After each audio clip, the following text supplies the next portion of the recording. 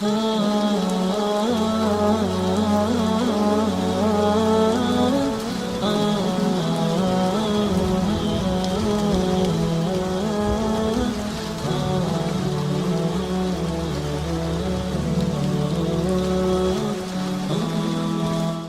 درس میں ہم نے آپ کو جو ہے وہ شیخ صدوق کے بارے میں بتایا تھا، اور شیخ صدوق کی کتاب کا تعارف، کتاب کون سی تھی؟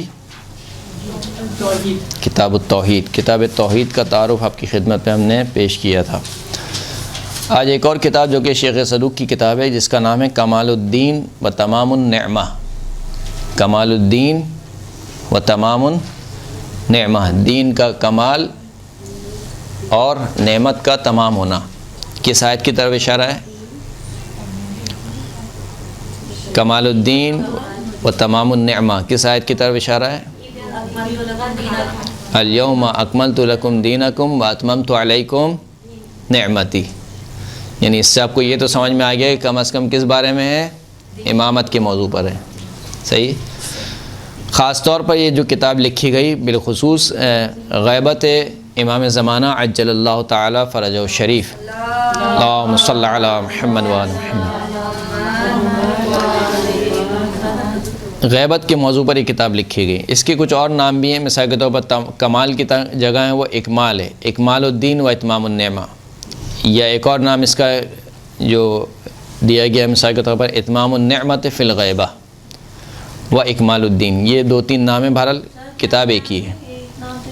ایک نام ہے کمال الدین و تمام النعمہ، دوسرا نام ہے اکمال الدین و اتمام النعمہ، تیسرا نام ہے اتمام النعمہ فی الغیبہ، اور چوتھا نام ہے اکمال الدین۔ یہ سب ایک ہی کتاب کے نام ہیں۔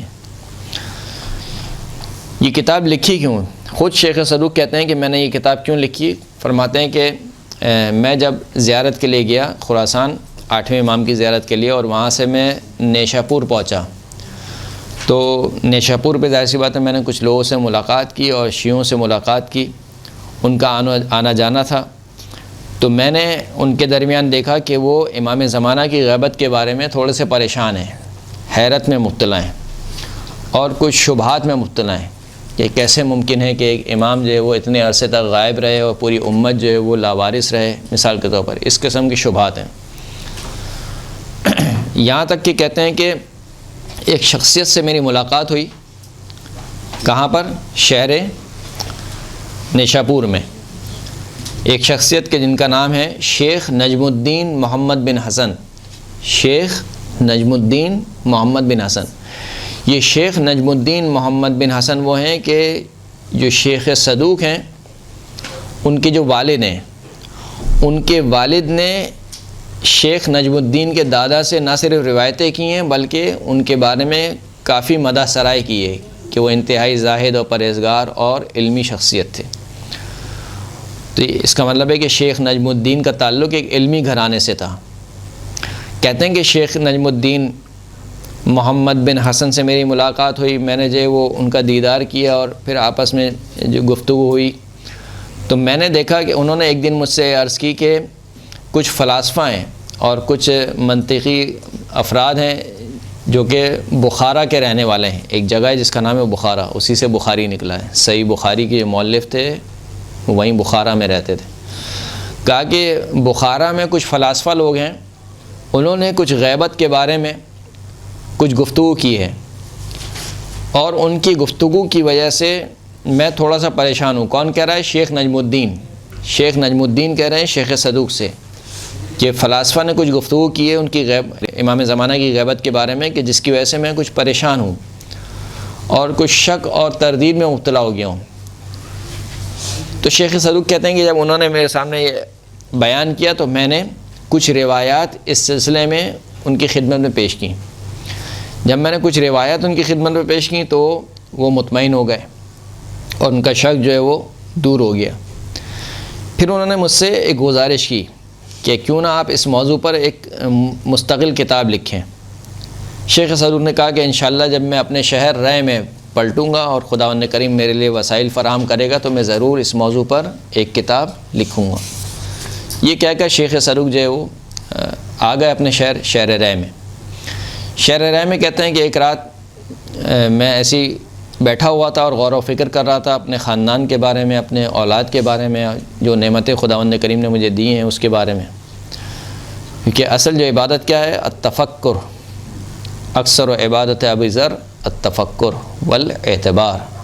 حضرت ابو ذر کی جو اکثر ترین عبادت تھی وہ سجدے اور رکوع نہیں تھے، تفکر کرتے تھے اور عبرت سے کام لیتے تھے. تو کہا میں سوچ رہا تھا کہ اسی اثنا میں مجھے نیند آ گئی اور خواب کے عالم میں نے دیکھا کہ گویا میں مکہ میں موجود ہوں اور مکہ میں خانہ کعبہ کا طواف کر رہا ہوں. طواف کرتے ہوئے جب 7واں چکر کمپلیٹ ہو گیا، آپ کو معلوم ہے کہ طواف کہاں سے شروع ہوتا ہے؟ ایک چکر حجر اسود سے شروع ہوتا ہے، یعنی وہ جس کو سب چوم رہے ہوتے ہیں، بلیک کلر کا جو پتھر ہے وہاں سے شروع ہوتا ہے اور وہیں پر ختم ہوتا ہے. یہ ایک چکر ہے. تو 7واں چکر بھی وہیں پہ ختم ہوا. کہا کہ میں حجر اسود کے پاس موجود ہوں اور حجر اسود کو میں نے بوسہ لیا، اس کو چوما، کیونکہ اس کو بہرحال بوسہ لینا، اس کو چومنا کیا ہے؟ مستحب ہے. اور وہاں پر ایک دعا پڑھنا بھی مستحب ہے. امانتی ادیتها ومیثاقی طاعتها به.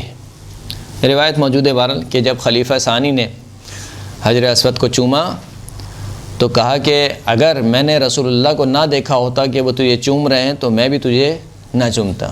تو صرف ایک پتھر ہے، تو نہ کسی کو فائدہ دے سکتا ہے نہ کسی کو نقصان دے سکتا ہے. پیچھے کھڑے ہوئے تھے مولا کائنات نے کہا کہ یہ پتھر فائدہ بھی دیتا ہے اور نقصان بھی پہنچاتا ہے.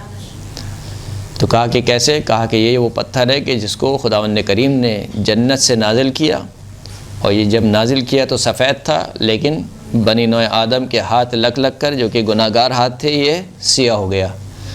جو بھی قیامت تک اس کا بوسہ لے گا، اس کا استعلام کرے گا، اور علیہ السلام استعلام کرنے کے بعد ایمان کی حالت میں اس کا استعلام کرے گا، تو یہ پتھر قیامت کے دن اس کے ایمان کے بارے میں گواہی دے گا.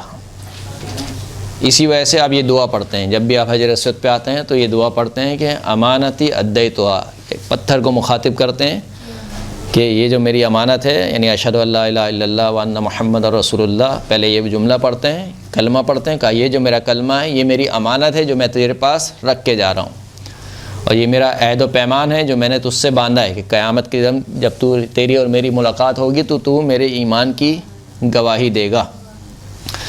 تو یہ دعا پڑھی، اور پھر جیسے ہی میں نے یہ دعا ختم کی تو میں نے کیا دیکھا کہ میرے سامنے حضرت حجت کھڑے ہوئے ہیں، امام زمانہ عجل اللہ تعالیٰ فرج الشریف، صلی اللہ علیہ محمد وعلی محمد.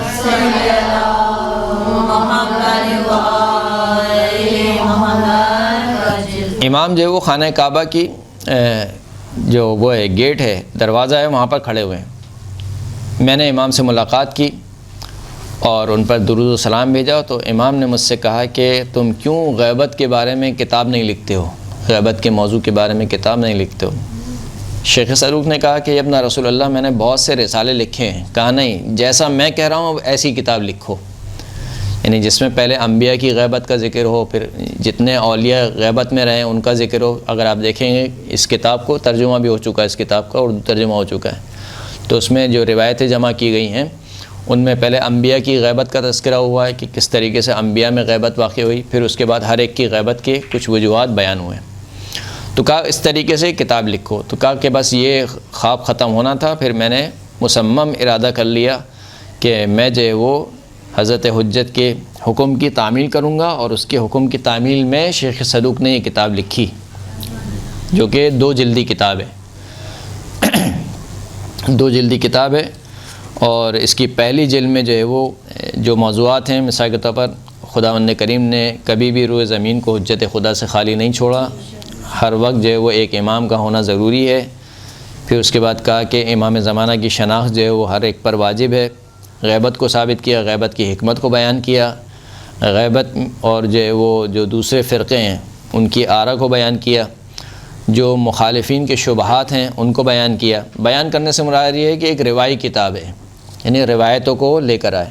پہلے کے جتنے بھی علماء تھے یعنی محدثین کہلاتے تھے. شیخ صدوق محدث تھے، شیخ کلینی محدث تھے، شیخ اللہ بھلا کرے علامہ مجلسی یہ محدث تھے. محدث کا مطلب کیا ہوتا ہے کہ وہ اپنی بات نہیں کرتے تھے، روایت لے کر آتے تھے، روایتوں کو ذکر کرتے تھے. تو یہ تمام باتیں، تمام روایات ذکر کی. پھر اس کے بعد انبیاء کی غیبت کا تذکرہ کیا، اور پھر اس کے بعد پیغمبر اسلام کی جو روایت ہیں خود حضرت حجت کی غیبت کے بارے میں اس کا تذکرہ کیا، اور جو وہ روایتیں جو کہتی ہیں کہ امام جو ہے وہ 12 ہوں گے اس کا تذکرہ کیا. پھر اس کے بعد مولا کائنات اور تمام ائمہ سے جو غیبت کے بارے میں روایت ہیں گی اس کو ذکر کیا. یہ پہلی جلد میں. دوسری جلد میں جو ہے وہ خود امام زمانہ کی غیبت کے بارے میں ذکر کیا، امام زمانہ کی ولادت کے بارے میں تذکرہ کیا، کیونکہ اہل سنت یہی کہتے ہیں کہ ولادت نہیں ہوئی. جو اصل اختلاف ہے وہ کیا، ہم کہتے ہیں کہ ولادت ہو چکی ہے غیبت میں، وہ کہتے ہیں کہ نہیں ولادت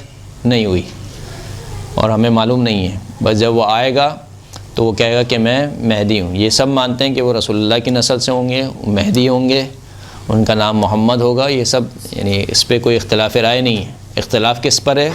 شخصیت پر ہے، کہ ہم جس کو امام زمانہ مانتے ہیں وہ نہیں مانتے ہیں. وہ کہتے ہیں کہ نہیں غیبت کو نہیں مانتے ہیں، اس کی ولادت نہیں ہوئی.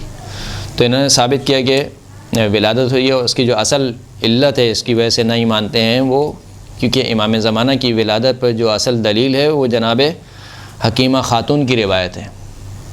حکیمہ خاتون، اور وہ کہتے ہیں کہ بھئی حکیمہ خاتون جو ہے وہ ایک تو عورت ہیں، اور عورت بھی ایک ہیں، کم از کم 4 عورتیں ہوں تو گواہی ہوگی. ایک عورت کی گواہی پر آپ کیسے ثابت کر سکتے ہیں کہ امام زمانہ کی ولادت ہو گئی ہے؟ بہرحال